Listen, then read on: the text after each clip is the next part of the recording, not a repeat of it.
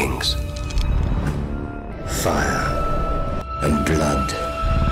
Hoş geldiniz arkadaşlar. Birçoğunuz görmüştür. Bölüme dair bazı kesitler sızdırıldı. Yaklaşık bir 20-25 dakikalık, neredeyse bölümün yarısına yakın bir kısmını gördük biz. Çok fazla soru geldi, o yüzden toplu bir cevap için bu videonun başına geçtim. Videonun spoiler içereceğini söylememe gerek yok sanırım. Ama dizi sahnelerini falan arıyorsanız yanlış yerdesiniz. Onları koymayacağım tabii ki buraya. Öyle 3-5 dakikalık bir içerik ile dünkü fragman videosundaki bazı yerleri toparlamak ve genel olarak sorulara cevap vermek ve sevdiğim birkaç sahneyi değerlendirmek için çekiyorum videoyu. Hemen başlayalım. Aemond ve kasaba meselesiyle başlayalım. 3 farklı yerde duyduk biz bunu. Aemond yakmış kaleyi ve muhtemelen ejderha gelirse onu da avlarım diye kenarda bekliyormuş. Aemond'un saldırdığı kalenin de Sharp Point olduğunu öğrendik biz. Yani hem kral topraklarının hem de Dragonstone'dan gözükebilecek bir kale. Tam uç noktada yer alıyor. Boğazın en uç noktası, yani Baratheon'lara ait bir kale. Genelde tek kale şeklinde, böyle biraz daha deniz feneri havası vermiştir bana ama dizide birazcık değiştirmişler ve olduğundan fazlasıyla büyük bir şehir, daha doğrusu bir kasaba gibi göstermişler burada. Beni de o yanılttı biraz ve ben o kadrajdaki görüntüden Aemond'un yapmasını beklemiyordum açıkçası. Fakat Aemond gitmiş, mesaj vermek için açıkça tüm kaleyi yakmış ve bunun için en göz önünde olabilecek, herkesin görebileceği bir yeri seçmiş. Aemond dizi ilerledikçe güçlenen ve tam bir villain haline dönüşen bir karakter oldu. Helena sahneleri acayip iyi. İlk olarak Alicent'ın da olduğu sahnede Aemond Dreamfire ile benimle beraber uç diyor. Helena ben kimseyi yakmam diyor. Aegon üzerinden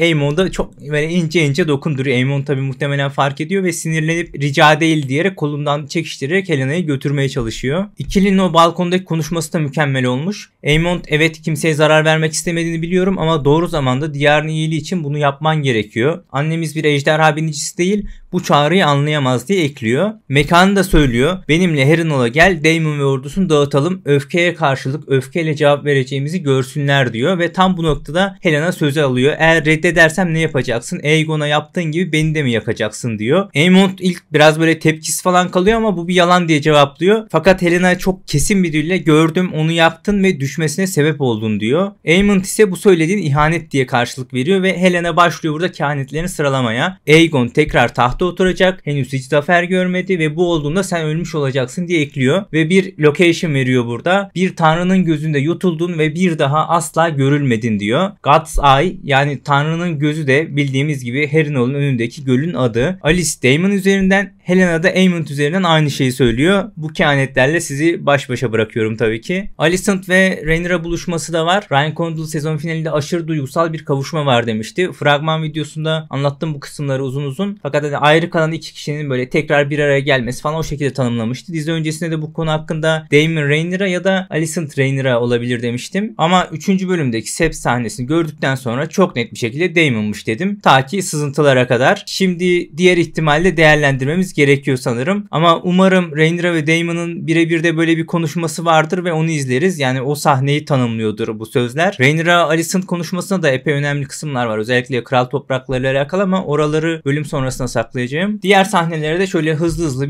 birkaç cümleyle özet geçeyim. Alicent ve Helena'nın Rhaenyra hakkında konuşması önemli ama başını duyamadık. Ona karşılık Corlys ve Rhaenyra'nın konuşması da epey iyi. Özellikle Dreamfire üzerinden Ulf'un ne kadar cıvık bir adam olduğunu çok net görüyoruz. Jace aşırı üzgün, modu acayip düşmüş durumda ki birkaç bölümdür böyle zaten. Dragon Sisler her biri tek tek ayrı zırhlarını giydiği sahneler var. Muhtemelen burası Boğaz Savaşı için. Zaten her iki tarafında gemileri harekete geçiyor. Daemon büvet ağacına dokunup geleceği görüyor. Acayip önemli bir sahne. Otto zindandaymış, bunu da görüyoruz. Ve sanki bu zindan hafif böyle bir gemiye falan benziyor. Ve yine Aegon ve Larys muhabbetleri de aşırı iyiydi. Özellikle Braavos üzerinden falan kısımları çok önemli olacak. Ve en sonunda da Rhaenyra ve Shipstealer'ın karşılaşmasını görüyoruz. Genel olarak sahneler bunlar. Fragmanda balık gemi savaşı beklediğimi ve bu savaşın olabileceğini söylemiştim ama çok büyük olasılıkla onu gelecek sezona kaydırmışlar. Çünkü bölümde savaşa dair herhangi bir detay görmüyoruz biz. Aslında dizi öncesi 2 büyük savaş açıklaması gelmişti. 2 büyük savaş var demişlerdi. Ona güveniyordum aslında biraz. Fakat bahsettikleri diğer savaş muhtemelen The Burning Mill'miş. Bu arada fragmanda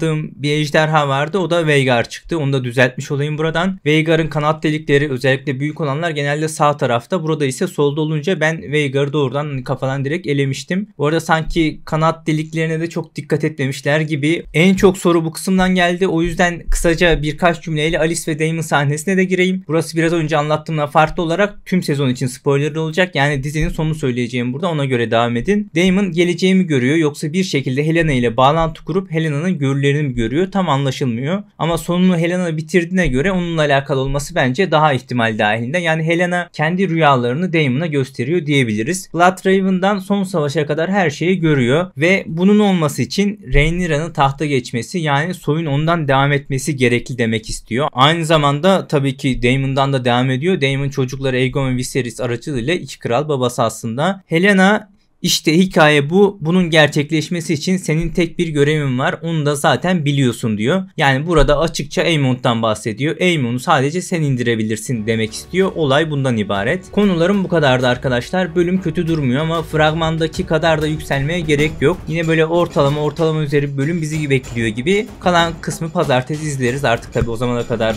tamamı düşmezse. Yarına Serra Targaryen videosu düşünüyordum. Alice Reeves videosunu bu bölümdeki Daemon sahnesi sebebiyle haftaya erteledim. Bölüm izledikten sonra çekeceğim onu. Tüm detayları almış olmam gerekiyor. Gelecek videoda görüşmek üzere. Sağlıcakla kalın.